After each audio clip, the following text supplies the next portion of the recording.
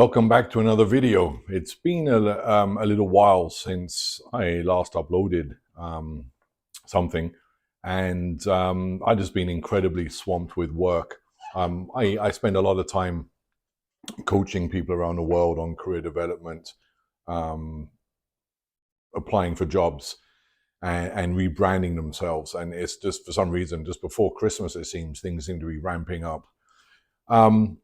So a lot of this channel is about, talking about whiskey, cigars, travel, and how I'm navigating life, I think, in my 50s. And, I think that was the intention of the channel, was to pretty much keep it along those lines. It's called The Gentleman's Chronicles. Really telling a story about my evolving journey through life, but sharing my love for some of the finer things, things that I'm really developing an appreciation of now, that I didn't have in my earlier years. I've come to the realization that part of this journey is really challenging life, what life and my environment's doing to me, and to ask questions. I've led a fairly, I call it a Forrest Gump existence. Starting at hotel school, working in a hotel in Hong Kong, moving to Canada, starting off working in pretty much a dead end job when I arrived, joining the army, receiving the Queen's Commission, and then becoming an intelligence officer. And along the way through that period, going to university, getting a bachelor's degree and then a master's degree in political science. So my interest has always been fairly revolving around, international relations, politics.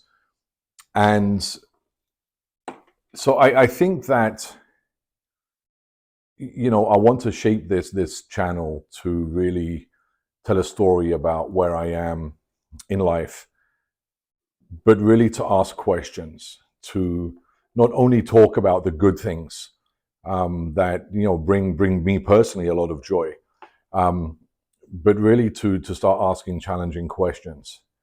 But before I get started, I'm actually enjoying tonight an Ardbeg, a 5-year-old, the Ardbeg Wee Beastie. I'm starting a new series. The first one will be dropping on Monday, called Malt Mondays, where I'll be previewing one of my malt whiskies that I have in my collection. Again, fairly limited in what we can obtain here in Ontario. So I do have to wait until I go home to the UK to pick up new and interesting bottlings. But I recently picked up this book. You might have heard of it, Nuclear War: A Scenario, by Annie Jacobsen. And if you haven't read this, I strongly, strongly recommend picking up a copy. In a nutshell, it's bloody scary. Not so much, the concept of nuclear annihilation, nuclear winter, nuclear apocalypse is scary enough. But what's really scary in this is just how close we are to this becoming a reality. And, I think we labor under the idea that there's a whole infrastructure, a whole framework in place to stop this from happening. But as Annie Jacobsen posits, that we are literally one misunderstanding away from nuclear war. And so this book is based on her interviews with, people in the CIA, the State Department, the White House, people that work in the nuclear military complex. And it just shows that we are incredibly close to everything falling apart. This framework we think we have in place to protect us, to stop this from happening, really in a matter of seconds, literally seconds, can completely fall apart. And this is where I want to say something about what I feel is our leadership, the leadership we think is in place to safeguard us, to provide that check and balance against things falling apart. And I'll just get right to it and say that the leadership we have now in Canada, the leadership that we have in the UK is just, for lack of a better word, it's absolutely just atrocious. I've never been a huge fan of our current government here in Canada. And the person, I don't know how much I can say without this video potentially being shut down, but I think we all know who the current leadership in Canada is. That person and his finance minister. I moved to Canada, and shortly afterwards, somebody in my family asked me, would I ever move back home? And I said, no, I'm perfectly happy here. I've carved out a fairly good life. I worked incredibly hard. But no, I was fairly settled here. If you were to ask me that same question today, my answer would be very different. In fact, I am looking at somehow transitioning partly, part-time at least, back to the UK. But Canada promised, held a promise of what I believe a fantastic society could be. Of course, we always had problems with our government. We had problems with the tax and everything else. But I always felt that it was somewhere that you could be very free. You could essentially carve out the life you wanted for yourself if you worked for it. That all changed for me during the last few years, and we know, I don't want to say the C word, we know what happened. For about 2 years, I was ostensibly under house arrest because of a personal choice I made, and was vilified by our current leadership. We were referred to as those people. One of Canada's mainstream media outlets ran a poll and asked people's opinions whether or not people that made a certain decision should be denied healthcare, should potentially face prison time. And I think we're seeing now the reality of what that situation was. I'm glad for the decision I made. Recently, that fearless leader of ours was at a conference in a G20 summit meeting where he was talking about climate change, which is his absolute favorite subject. So much so that he's imposed a crippling tax in Canada, the carbon tax, that has just shot prices through the roof, to the point now where so many families are having to access food banks. The use of food banks has just gone through the roof, unlike anything I think I've seen in my years here in Canada. And then I heard a statistic that something like 1.4 million Canadian children are basically food insecure and living below the poverty line. Are you kidding me? In a country like Canada, with the wealth and abundance, there are people going hungry. No, nobody should anywhere in the world, with the supply chains we have, the resources, should be going hungry. But when you're talking about a country like Canada, where kids are going hungry, where food banks cannot keep up with the demand, let's not even get started with the crime rates, with the drug use, the permissive culture around drug abuse that this government has created. My sister and her husband and young son came to visit me last year. and I took them for a trip to Ottawa. That will potentially be the last time I visit downtown Ottawa. It was horrifying. We're walking, we're talking blocks from Parliament. You know, people huddled in corners doing crack pipes, people just completely strung out, unconscious on the streets, cops standing around just feet away from this. It was it was scary, you know.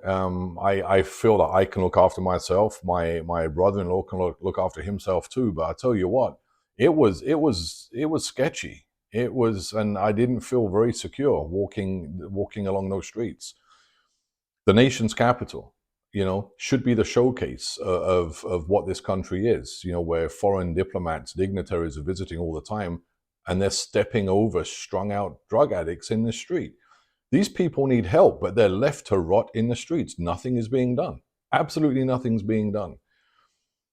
You know, we're watching their pronouncements about, you know, the good he's doing for the country. It's absolute BS. This country is being driven into the ground. I don't know how many people I know in my circle, you know, others I know of anecdotally, or their stories anecdotally, that are leaving Canada, that are moving back to the countries their parents emigrated from to come here. They're moving back. Life here is not the bed of roses they want you to believe it is. It absolutely isn't. And I deal with thousands of people. Well, over the past several years, I've dealt with thousands of people who are making career transitions, and many of them are saying they want to move to Canada. And I'm like, why? Stay where you are. I used to firmly state that I love this country. I absolutely love Canada, which is why I served. You know, I absolutely love this country. When I was told I was one of those people, when I had armed police come to my door to question me as to how many people were in my house because a neighbor had snitched on me that they thought that I was violating certain rules, I took everything down that I had that showed that I had proudly served. I took down my commissioning scroll. I took down photographs. I took down certificates. I proudly displayed those things, but I didn't feel that same connection anymore. I felt like the country that I had moved to, that I had loved, was now turning against me. And I look in the UK and I think, what the heck is happening there? It's almost like the PM there, Starmer, is taking he's copying the same playbook that Trudeau has copied. Where free speech is being crushed, where anybody who dissents, anybody who has anything negative to say against the party line or the mantra they want you to chant is labeled as right wing. People are being put in prison, and you just have to go on YouTube. You know, Elon Musk just profiled a young lady, a young girl, 23. She's a child, working as a care worker, who happened to film a riot that had taken place after the brutal attack on a day camp. You know, look it up, Stockport. I don't want to say any negative or words that can be picked up by the algorithm, but look up what happened in Stockport. People were pissed. They took to the streets. They were immediately vilified as being right wing. A lot of what they were suggesting, or the people rioting, actually then became a reality. And potentially now a cover-up took place where the police, the government, hid certain information after they had identified who this person was who did this thing at Stockport. And a lot of people have been put in prison. They fast-track trials. The judiciary has been completely weaponized. Just, you know, we don't have in the UK a constitution as we have in Canada. You know, Canada has a very firmly and explicit Charter of Rights and a constitution, completely violated, as we saw during the trucker incident in Ottawa. Um, but the British Constitution is a collection of documents, and I think a collection of beliefs. And one of those firmly held beliefs is free speech and freedom of the press. That people exercise this free speech in the UK are now being very swiftly imprisoned. Look up Tommy Robinson, who brought to light a story and violated a court order to not show a documentary he had made. He is now being treated as a very serious criminal, and for a basically contempt of court charge, he's now in a very being treated as a criminal. I think he's a Category B prisoner under 23-hour a day lockdown, just for exercising his free speech, literally exercising his free speech. Now, whatever you might feel about Tommy Robinson, I think if you look at the mainstream version of who he is, you'll come to a very quick conclusion that he's right-wing. He's not, absolutely not.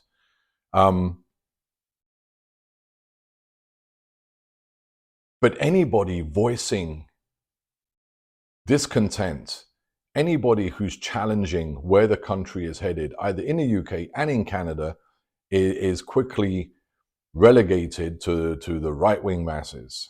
You're transphobic, you're racist, you're right-wing. It's the quickest way to shut down dissent, to force people into agreeing with what the government is trying to pass.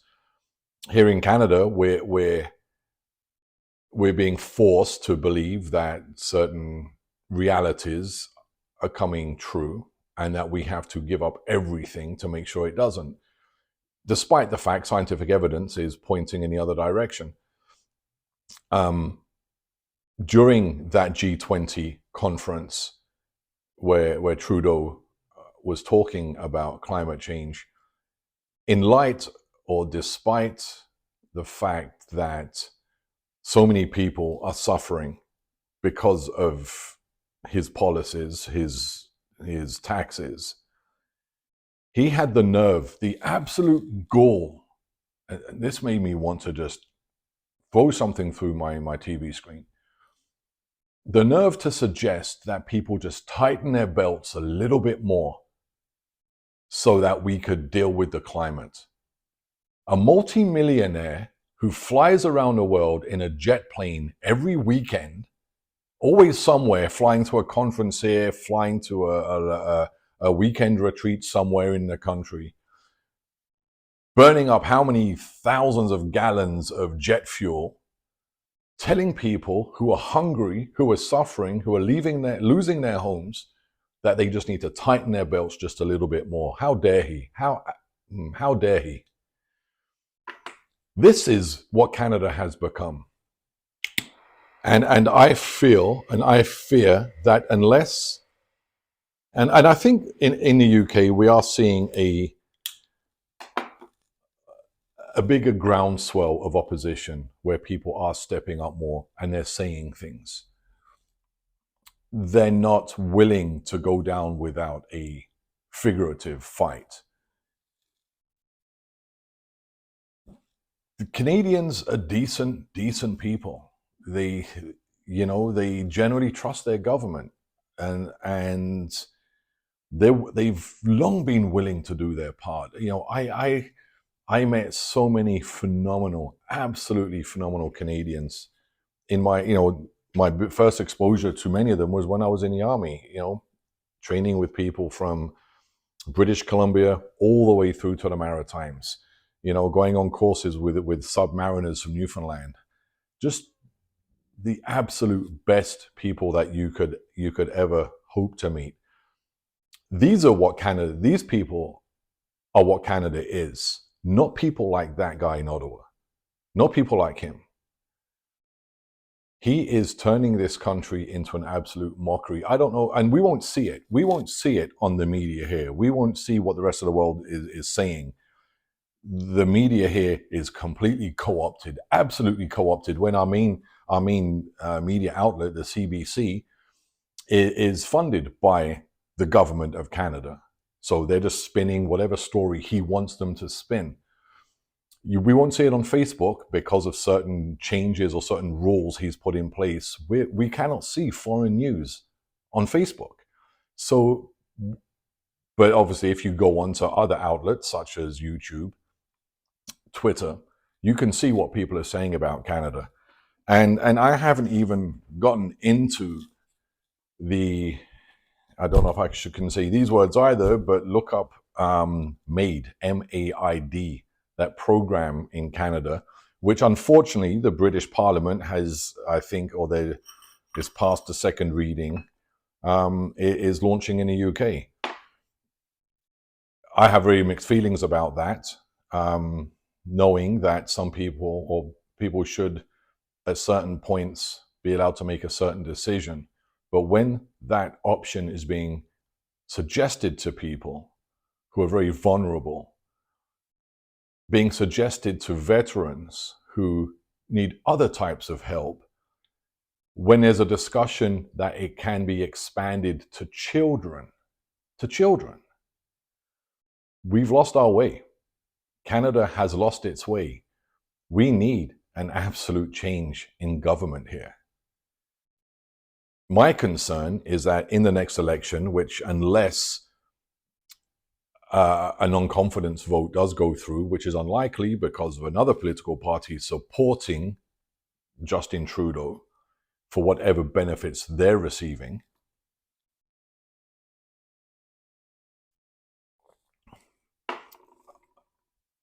unless there's a change, unless there's an election where people vote strategically, not I want to vote for this party or that party, if they vote as a block very strategically, my fear, an absolute fear, is that he'll get back in again. He'll get back in again for another 4 years of absolutely destroying Canada. And I'm hoping, I don't know, thankfully, in the UK, political parties seem to do a very good job of getting rid of the Prime Minister and voting a new one in. So my only hope is that in the UK, Starmer is removed as quickly as possible. A lot of people have strong hopes, or I think are putting a lot of hope in the new administration that will be sworn into office on the 20th of January in the States, that it will signify a return to common sense politics. We've lost it. We've absolutely lost it. Where certain reports, the Cass report in the UK, despite what it's saying and what we are starting to really understand, countries like Canada just double down, absolutely double down. And it was funny. I thought about it yesterday that there's a certain cultural practice in certain parts of the world that remove a body part from young girls. I don't want to say what it is, but I think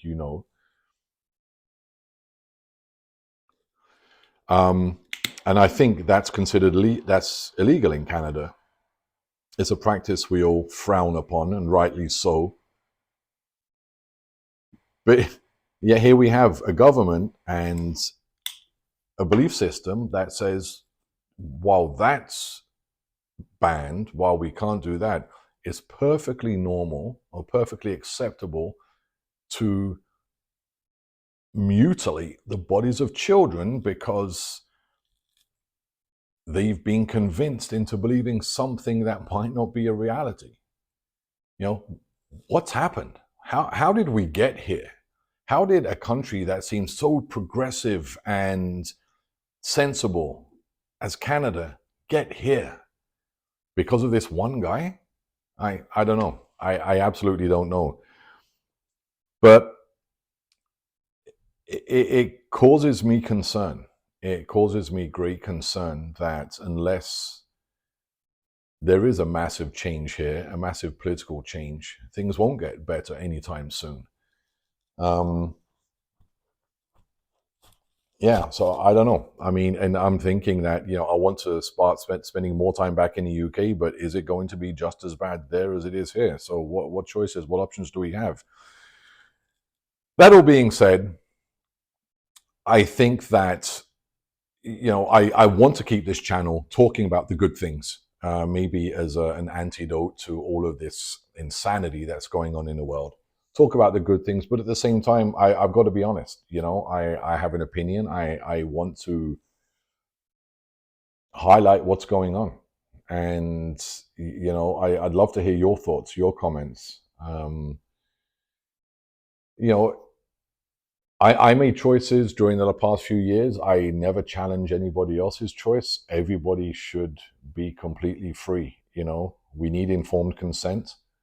Um, and if we have that informed consent, everybody should be allowed to make whatever choices they want to. I thought it was sacrosanct that we had autonomy and the sovereignty over our own bodies. I just wonder, the next planned demic, what we might be forced to do. So it's not the country that I moved to. It saddens me to say that it is not the country I moved to. It is not the country that I proudly wore the uniform. I absolutely did. I didn't do anything great, anything overly significant. I loved my job. I loved what I did. But I did it proudly. I did it with a belief that I was contributing, giving something back to the country that had said welcome. One thing a story that I do like to tell. When I was in boarding school, I met a recruiter from Sandhurst, the Sandhurst Military Academy. I don't think I would ever have gotten in. I wasn't driven enough, but it never really got that far. The recruiter told me, we don't think you're from the right kind of background that we're looking for. I didn't pay much attention, but getting a bit older, realizing that the UK, England is still very, maybe not so much now, then very class conscious. But then it took moving to Canada, where people didn't care about my accent, didn't care about where I was born. I got the same Queen's Commission I would have had I served in the British Army. So that made me love Canada and buy into Canada, and a bunch of other things. The people. It's the people, and I think it's the people now that are not being served by the regime currently in place, and that saddens me. I met and worked with just some absolutely phenomenal Canadians who embody for me what I think the world believed Canada is. That guy in Ottawa does not embody what Canada is. He's pissing on the idea of what Canada is. And I just hope, and I strongly hope that before too long he is gone. I would love to see inquiries open into a lot of the things that he has done and things that have gone on. I don't think we ever will. That he was able to enact, it's what is it called now? The Emergency Measures Act. They just changed the name. It used to be called the War Measures Act. He enacts the War Measures Act against protesters who are saying they don't want to receive a medical intervention they're not confident in. The War Measures Act, the last time I believe it was enacted was by actually his father when he was Prime Minister during the FLQ crisis in 1970, when the British Trade Commissioner was kidnapped by the FLQ, the Quebec terrorist or the Quebec separatist group. And they had kidnapped Pierre Laporte, the British Trade Commissioner was kidnapped and the Quebec cabinet minister Pierre Laporte was kidnapped and subsequently lost his life. So the War Measures Act was enacted then to quell this, and so Trudeau Jr. enacts basically the same piece of legislation, sends, I don't know, hundreds, thousands of very heavily armed police into Ottawa to basically crush this protest. A protest with songs, people reading poetry on stages, singing songs, bouncy castles for the children, honking their horns of their trucks. They just crushed it, absolutely crushed it. And I don't know, I think there still might be some people in prison because of this. He'll never face consequences for doing that. He'll never face real consequences for the scandals he's been involved in. I mean, how many times has he been found guilty of major ethics violations? More, I think, than any other Canadian Prime Minister.